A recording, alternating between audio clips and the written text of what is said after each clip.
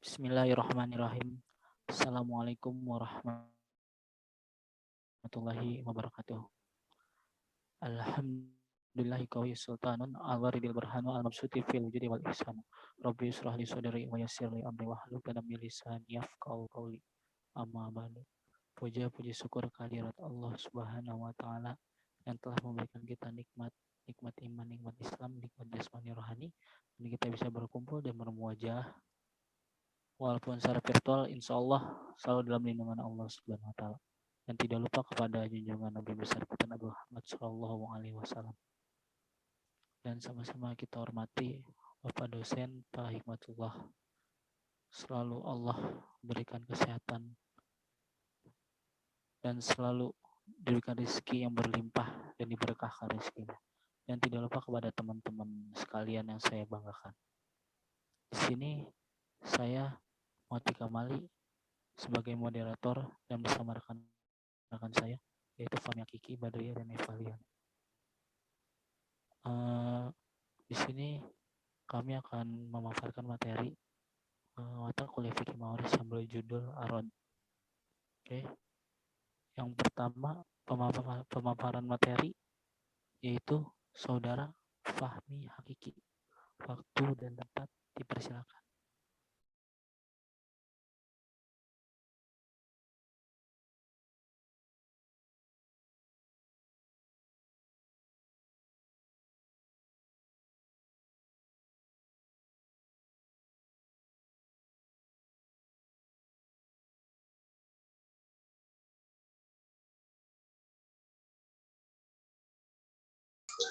Terima kasih kepada moderator yang telah menyampaikan saya untuk pembacaan materi.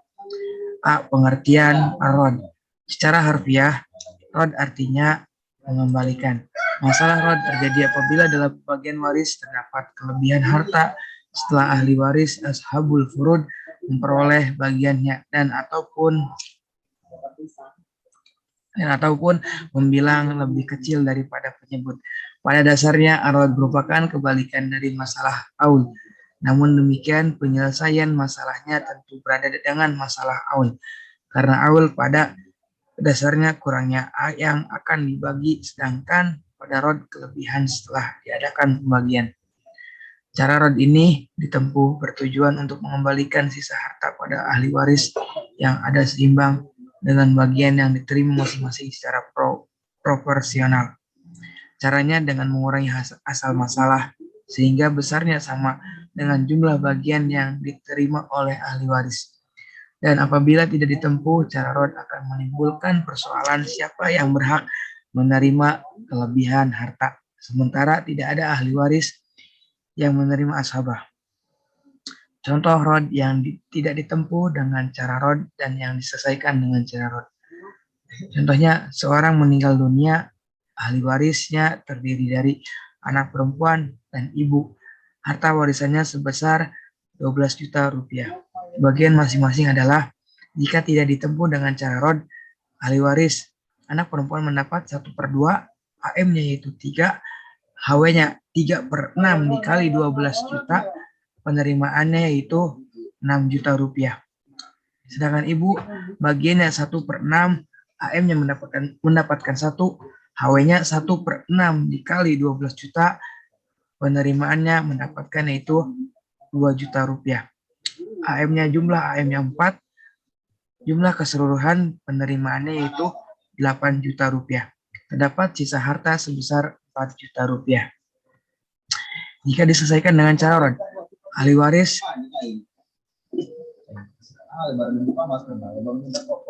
anak perempuan bagian 1/2, AM-nya mendapatkan 3, HW-nya 3/4 dikali 12 juta, penerimaannya itu mendapat 9 juta rupiah.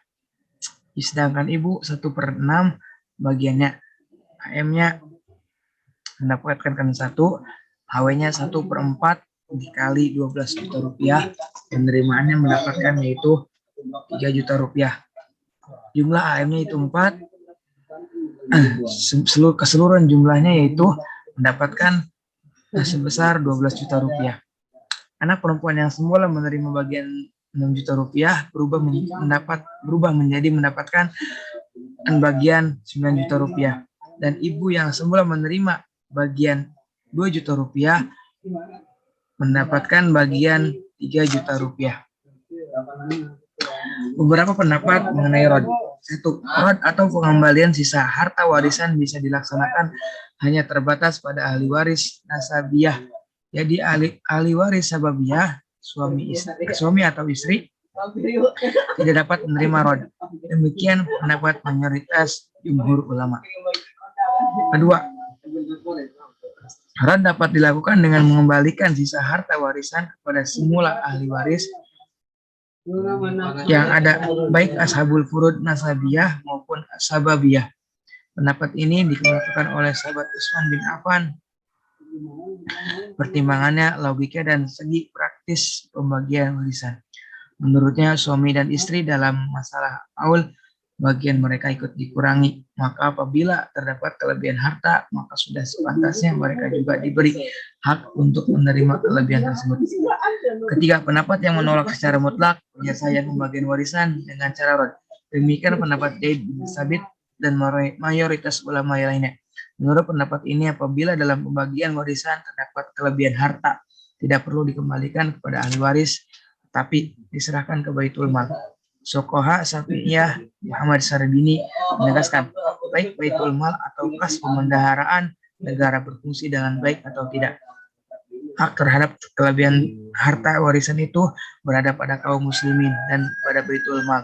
Itulah sebagai nazir atau penanggung jawab atas kepentingan kaum muslimin. Sekian dari saya kembalikan ke moderator. Terima kasih untuk saudara Fahmi Hakiki atas pemaparan materinya. Baik, untuk pemaparan materi selanjutnya yaitu dari saudari Badriah. Waktu dan tempat dipersilakan. Terima kasih kepada moderator yang sudah mempersilahkan saya untuk memaparkan materi yang selanjutnya, yaitu tentang syarat-syarat terjadinya rod. Arod itu tidak akan terjadi dalam suatu keadaan kecuali bila terwujudnya 3 syarat. Yang pertama, adanya ashabul furud. Yang kedua, tidak adanya asobah. Dan yang ketiga, adanya sisa harta waris. Bila dalam pembagian harta waris tersebut tidak ada ketiga syarat arod, maka arod itu tidak akan terjadi. Terima kasih, saya kembalikan lagi kepada moderator. Baik, makasih untuk saudara Badriah atas pemaparan materinya. Untuk selanjutnya yaitu pemaparan materi yang akan dipaparkan oleh saudari Eva Yulian. Waktu dan tempat dipersilakan. Assalamualaikum warahmatullahi wabarakatuh. Baik, di sini saya akan melanjutkan presentasi dari saudari Badriah. Yang C, ahli waris yang berhak mendapat arod. Arod dapat terjadi dan melibatkan semua ashabul furud, jual islami dan istri. Adapun ashabul furud yang dapat menerima arod hanya ada 8 orang, yaitu yang pertama anak perempuan, dan yang kedua cucu perempuan keturunan laki-laki, ketiga saudara perempuan sekandung, keempat saudara perempuan seayah, kelima ibu kandung, keenam nenek sahih atau ibu dari bapak, dan yang ketujuh saudara perempuan seibu, dan yang terakhir saudara laki-laki seibu. Adapun mengenai ayah dan kakek, sekalipun keduanya termasuk ashabul furud, dalam beberapa keadaan tertentu, mereka tidak bisa mendapatkan arod sebab dalam keadaan bagaimanapun bila dalam pembagian hak waris terdapat salah satunya, maka tidak mungkin ada arod karena keduanya akan menerima waris sebagai ashabah. Sekian, Assalamualaikum warahmatullahi wabarakatuh. Baik, terima kasih untuk saudari Eva Yuliana atas pemaparan materinya. Untuk selanjutnya yaitu saya sendiri untuk pemaparan materinya. yaitu tentang ahli waris yang tidak mendapat arud. Adapun ahli waris dari ashabul furud yang tidak bisa mendapat arud hanyalah suami dan istri. Hal ini disebabkan kekerabatan keduanya bukanlah karena nasab, akan tetapi karena kekerabatan sahabiah atau karena sebab, yaitu adanya ikatan tali pernikahan, dan kekerabatan ini akan putus karena kematian. Maka dari itu, mereka atau suami dan istri tidak berhak mendapatkan arod. Mereka hanya mendapatkan bagian yang menjadi hak masing-masing.